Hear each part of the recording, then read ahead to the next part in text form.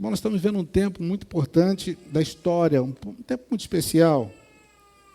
Nós sabemos que a história é uma sucessão de fatos, né, de situações. A história vai se desenrolando com muitas novidades, com muitas surpresas.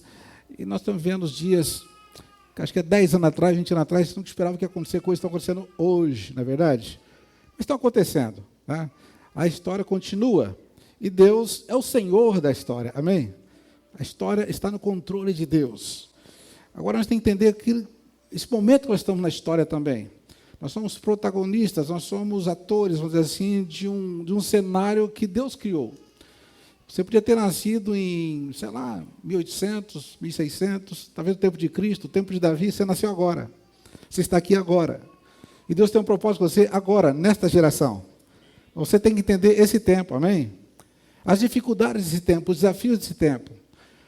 Um dos grandes desafios desse tempo é que nós vivemos uma sociedade chamada pós-moderna, onde há várias características bem diferentes das gerações anteriores. Uma sociedade imediatista, ela é consumista, ela é materialista, ela é hedonista, ela é muito deísta por aí, não muito bons.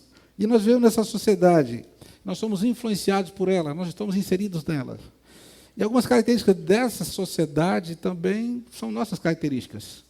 O problema é assim, as pessoas da sociedade gostam daquilo ou fazem aquilo. Nós, de uma certa maneira, também estamos inseridos nelas. A nossa sociedade tem preguiça mental, tem dificuldades de relacionamento por causa das redes sociais, então os relacionamentos mesmo familiares são muito mais frios, mais distantes, quase que desconectados.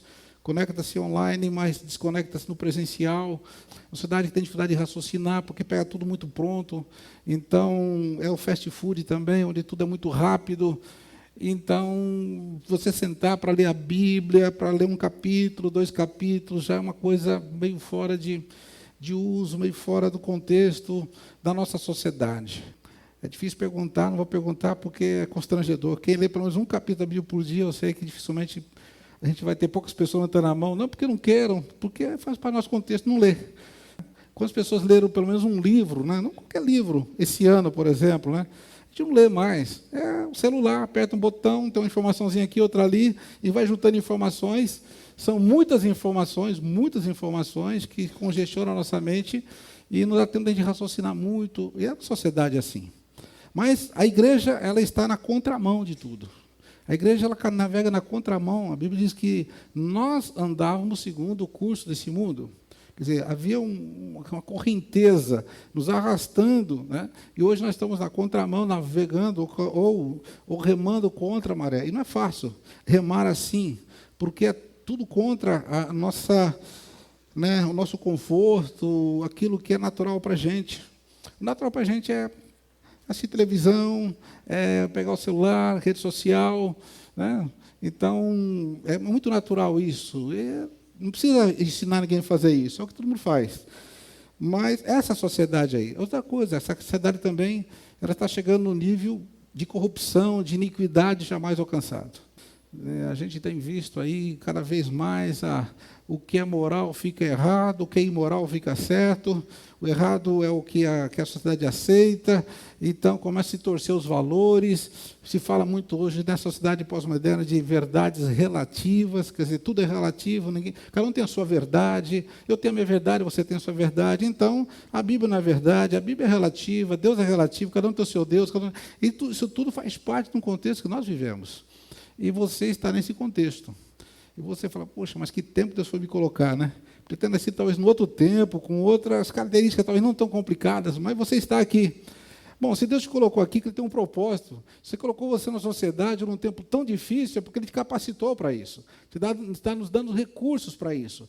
Há uma liberação de Deus, uma unção, uma sabedoria para a igreja desse tempo. Se nós buscarmos essa sabedoria, nós vamos sobreviver, amém? Nós vamos vencer, mas nós precisamos buscar essa sabedoria de Deus, como viver nessa sociedade ímpia, corrompida.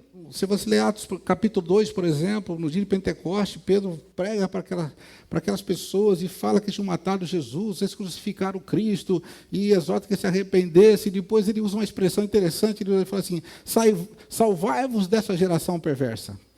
Eu estava lendo esse texto esses dias e isso saltou da parte, aquela geração era perversa, mas não a de hoje. Se aquela geração é perversa, que adjetivo a gente tem para a geração de hoje? Com essa perversão legalizada, institucionalizada, e tudo assim, sabe? Já, inclusive, quando as leis, inclusive, querem forçar a perversão, né? Se aquele povo era perverso, que dirá desse povo? Nós estamos nessa geração, você está nessa geração. Mas sabe uma coisa, não tem pânico, Deus tem um plano com você nessa geração. Deus tem um plano com você nesse tempo. Deus tem um plano com seus filhos. Deus tem um plano com seus netos. Deus tem um plano com esses jovens. Deus tem um plano, pode deixar, Deus sabe o que fazer. É muito difícil, para nós é difícil. O que será dos nossos filhos nos próximos dias, talvez na próxima década, se eles vão voltar? O que será deles nessa sociedade corrompida? Às vezes eu fico pensando, né, naquele versículo de Apocalipse, tem um texto que fala assim, bem-aventurados os mortos que desde agora morrem no Senhor. Nos últimos tempos, quem morrer é bem-aventurado, tipo, vai embora para não sofrer as pressões do último tempo. Né? Bem-aventurados que partem, né, que vão embora desse mundo, que são liberados daqui. É lógico que a bem-aventurança do cristão que morre em Cristo sempre é bem, mas a Bíblia diz no Apocalipse há um tempo especial que haverá uma bem-aventurança, há uma coisa muito feliz para quem partir naquele tempo, porque quem ficar vai se enfrentar cada vez dias mais difíceis. Mas a boa notícia é que o Espírito Santo continua agindo na terra. E que o Senhor Jesus é o mesmo ontem, hoje e será para sempre. E que aquele que controla o universo continua na sala de comando do universo, controlando tudo. Amém? Tudo está no controle dele, inclusive esse tempo tão difícil que nós estamos vivendo. Está no controle de Deus, tudo foi previsto por ele, que a ciência ia aumentar, que a iniquidade ia multiplicar, que o amor iria se esfriar, que haveria apostasia, está tudo previsto, sim ou não? Haveria falsos profetas, falou assim, muita gente nesse tempo não vai nem querer ouvir mais a sã doutrina, mas vai dar ouvidos à doutrina dos demônios. Estamos vivendo esse tempo, doutrina de demônios. É bem chocante falar isso, mas cuidado, tem que ter um filtro, porque você está ouvindo e aprendendo, recebendo, sendo ministrado quase sempre, e se você não tiver o filtro, você está se alimentando de doutrinas de demônios sem saber. Está na Bíblia, esse tempo que nós estamos vivendo, doutrinas de demônios. Então você precisa conhecer a palavra de Deus. Então, vem o nosso primeiro grande desafio aqui, irmãos. Você precisa investir tempo na palavra. Você precisa investir tempo, voltar à palavra de Deus. Alguns são mais antigos, se lembram aquele tempo que você lia a Bíblia, sentava, olha, tem que voltar esse tempo, amém? Tá?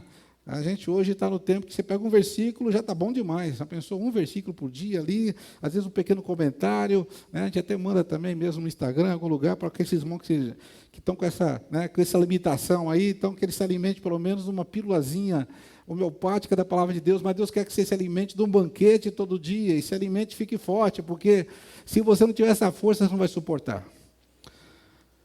Estamos vivendo um tempo também em que nossos jovens são muito bombardeados ao ponto de que, assim, as estatísticas mostram de que a maioria havendo uma deserção muito grande de jovens da igreja, né? E então é uma preocupação. E está muito difícil segurar até os adolescentes na igreja, talvez até os pré-adolescentes, porque é o sistema do mundo. Alguns falam assim, olha, quando o jovem vai para a universidade, a grande maioria se afasta da fé. Então, que fé que eles tinham, irmãos? Pode ser que nem tinham muita fé, né? Mas a gente fica preocupado porque pode ser que isso é um sintoma, ou está mostrando, é um sintoma de uma causa muito ruim, de um problema muito grave. Porque Jesus deixou muito claro, ele falou uma parábola dizendo assim, olha, a parábola dos dois fundamentos, assim, uma casa foi construída na rocha, outra construída na areia. A que foi construída na rocha é aquele que ouve as palavras de Deus e pratica. Aquele na areia, ele ouve a palavra de Deus, mas não pratica. Então ele falou, mas essas duas casas vão passar por tempestades, vão sofrer as intempéries da vida. Uma vai ficar em pé, a outra vai cair. Então, quando a gente fica sabendo tanta gente caindo, jovens saindo e não voltando, a gente pergunta, será que a casa deles estava realmente na rocha? Será que você tem a casa na rocha? E a rocha é ouvir a palavra, praticar a palavra. O apóstolo Tiago adverte, não sejam apenas ouvintes, mas também praticantes da palavra. Você tem que ser praticante da palavra. Não pode ficar ouvindo, é praticar, amém? Não está fácil praticar a palavra, porque praticar a palavra cada vez está mais na contramão de todo o sistema do mundo. Então, nós precisamos voltar para a palavra. Nós temos aqui alguns recursos para isso. Já que você tem hoje a internet, então nós estamos fazendo um estudo bíblico, né, publicando para vocês semanalmente no podcast, um podcast com outro pastor, por exemplo, uma maneira de talvez facilitar o seu entendimento, mas que você leia a palavra. Estamos fazendo isso no livro de Atos dos Apóstolos. Você que está na comunicação da igreja recebe toda semana, né? Nós estamos publicando de segunda-feira agora, cada episódio, né? Nós estamos querendo ver os irmãos, de uma maneira, estude a palavra, leia a palavra, que não seja para entretenimento, né? Para você colocar ali e ficar, mais uma conversa que você vai estar ouvindo ali, sem prestar muita atenção, porque é só entretenimento. Não, esperamos que você vá buscar a palavra mesmo, porque é uma questão de sobrevivência espiritual. Nós não temos muita chance de sobreviver, nossos filhos não têm chance de sobreviver, nossa família, nosso casamento, enfim, a nossa igreja não tem chance se não for firme na palavra. Amém? Precisamos mais do que nunca esse compromisso, né? Essa intenção forte, né, de você se disciplinar na leitura da Bíblia, na meditação da palavra. É muito importante aprender a meditar. Meditar é você pegar um texto bíblico e ficar pensando nele, e fazendo perguntas para o texto, buscar a resposta no contexto, e quando souber, perguntar para outras pessoas, começa a perguntar, começa a ligar. Amém? Tá bom? Amém? Ok, graças a Deus. Então, você precisa perguntar, porque a gente tem muitas perguntas quando está lendo a Bíblia. Você acostumou já a não entender e passar por cima. Não entendi, mas é como se a Bíblia não é para ser entendida totalmente. Ainda um pedacinho, outro ali está bom. Não, você precisa entender.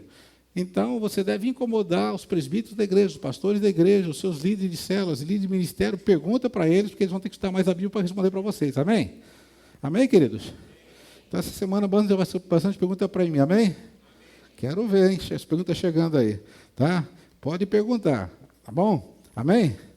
Aleluia. Então vai ser bom, porque algumas perguntas eu sei e as outras não sei. As que eu não sei, eu vou ter que buscar a resposta, eu vou aprender mais. Se eu forçar a estudar mais a palavra de Deus, tá bom? E assim somos todos nós aqui. E todos nós temos que aprender a responder, porque você pressionar o tempo todo quanto ao que você crê, por que você faz isso ou faz aquilo, você tem que ter respostas de Deus.